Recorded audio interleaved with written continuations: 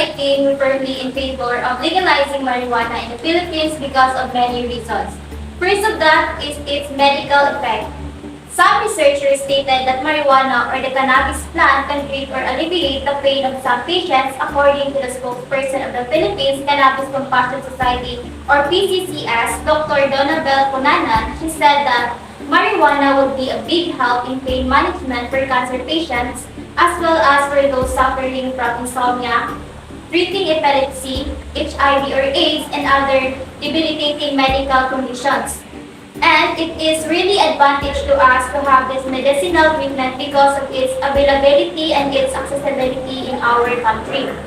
Second is it can reduce crime and black market activity in the country.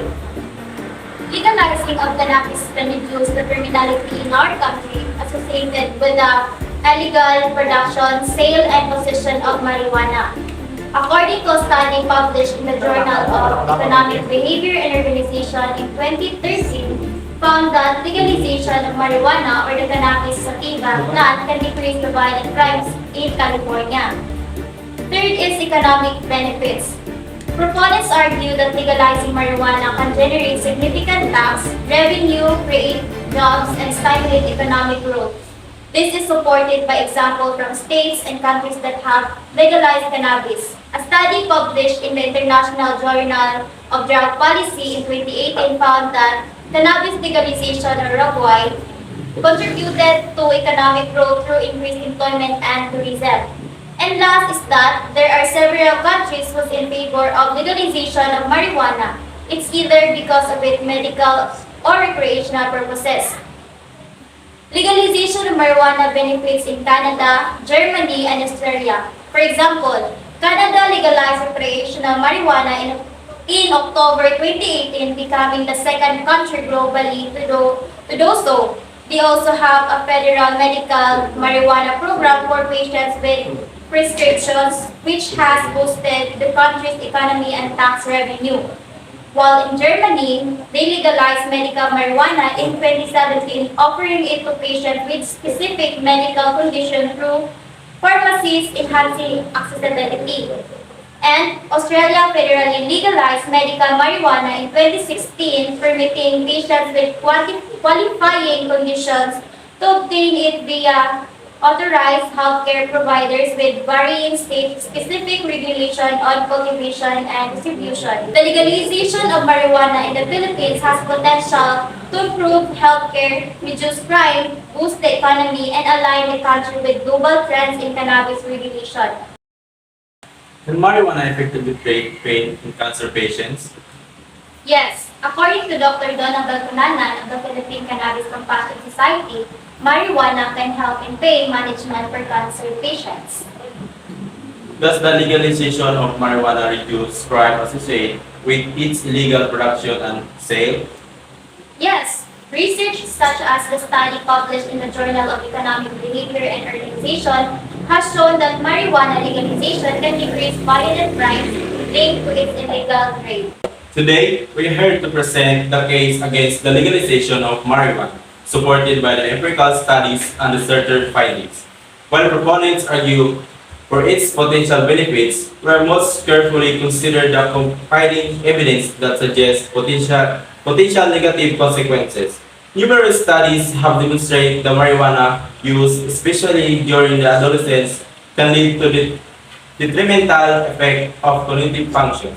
The National Institute of Drug Abuse highlights that regular marijuana use can impair attention, memory, and learning abilities.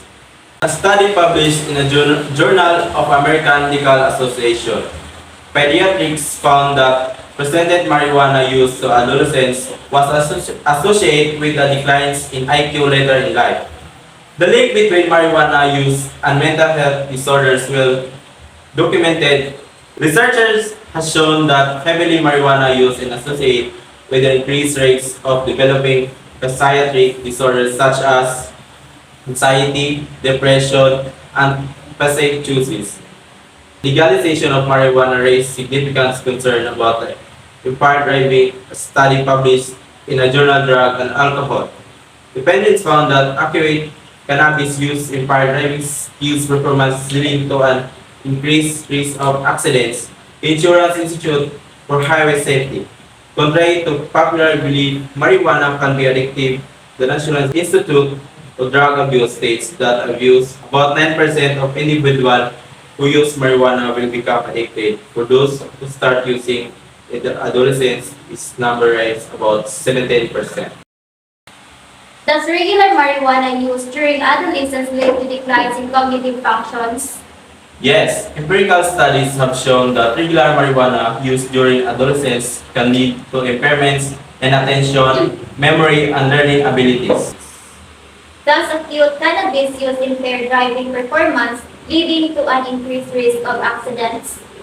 Yes, a study published in a journal Drug and Alcohol Dependence found that acute cannabis use impairs driving performance, increasing the risk of accidents. The Philippine Constitution is the supreme law to which all other laws must conform, and in accordance with all private rights must be determined and all public authority administered. Article 2, Section 4 states that the prime duty of the government is to serve and protect the people. Your honors, ladies and gentlemen, good morning. Our proposition for today is the legalization of marijuana or cannabis in the Philippines. Together with my team stands that the legalization of marijuana for medical purposes is necessary.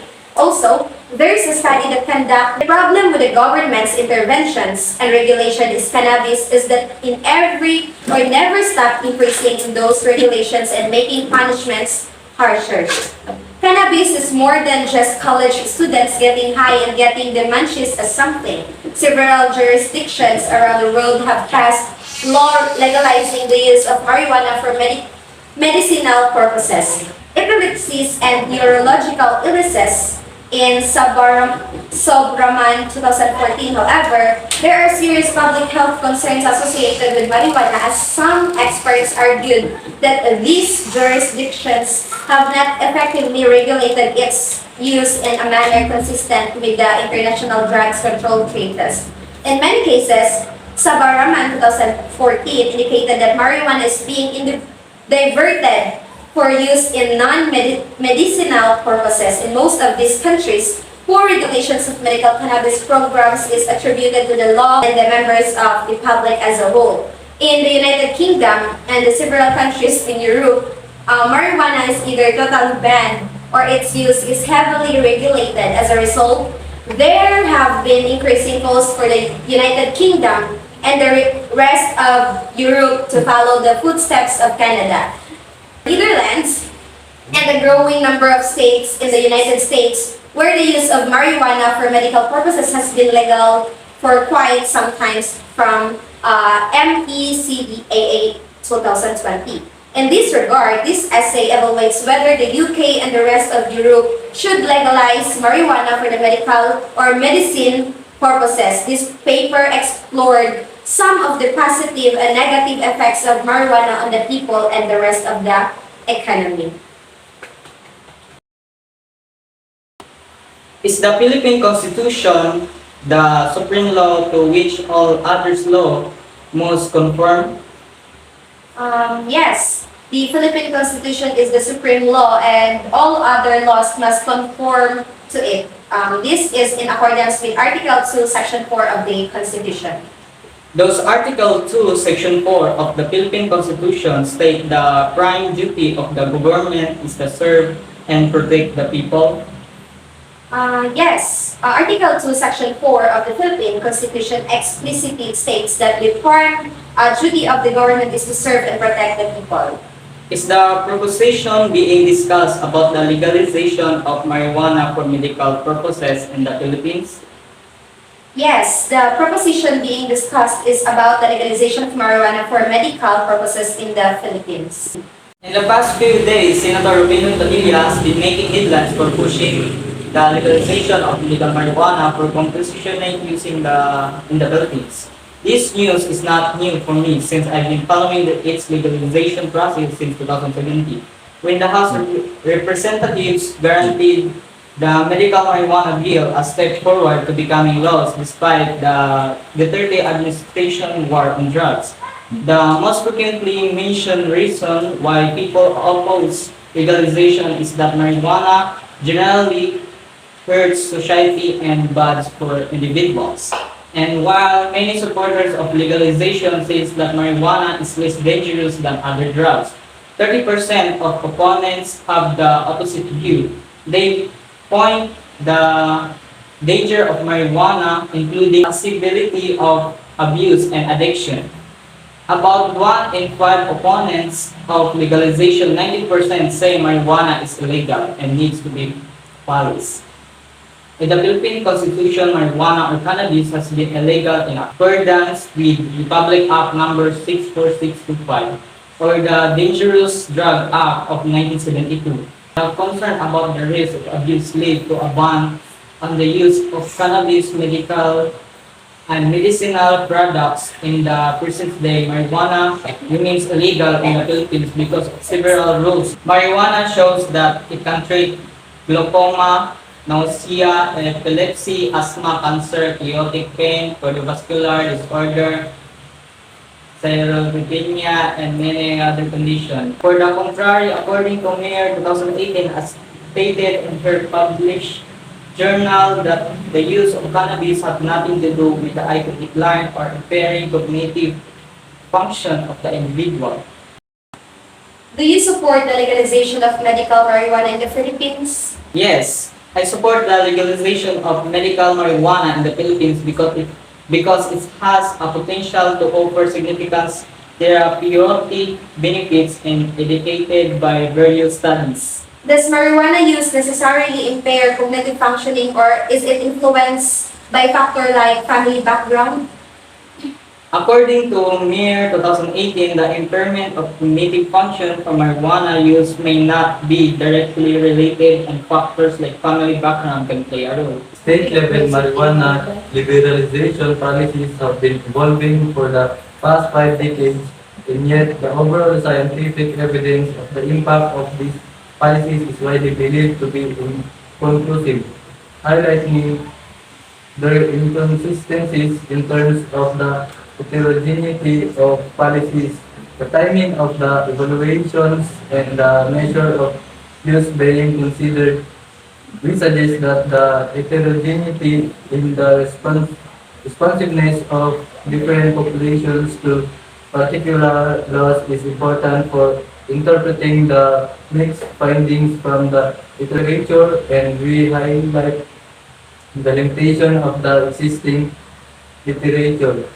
The main proposition presented is the legalization of marijuana, cannabis in the Philippines for medical purposes, citing its potential to treat illnesses like multiple sclerosis, glaucoma, and alleviate pain.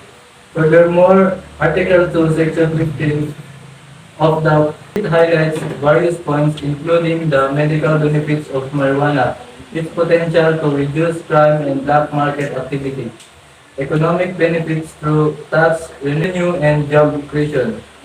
An international example of countries legalizing marijuana for medical and recreational purpose such as Canada, Germany, and Australia.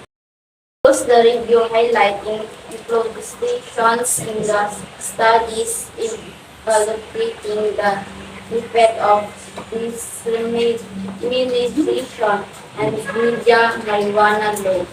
Yes, the review highlights inconsistencies in the studies evaluating the effects of discrimination and medical marijuana laws. Yes. Regular marijuana use can have a defined health effect, including respiratory issue, constituent impairments, and congenital mental health concerns. If it's becomes among adolescents,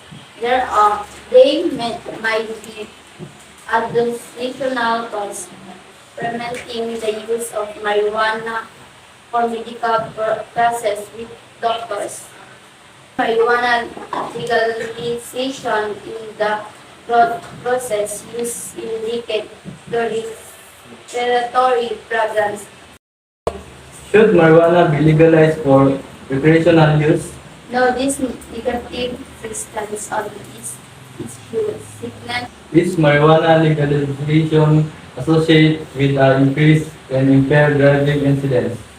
yes, systems have shown that in some area, some marijuana is being legalized for recreational use. There has been an issue in impairment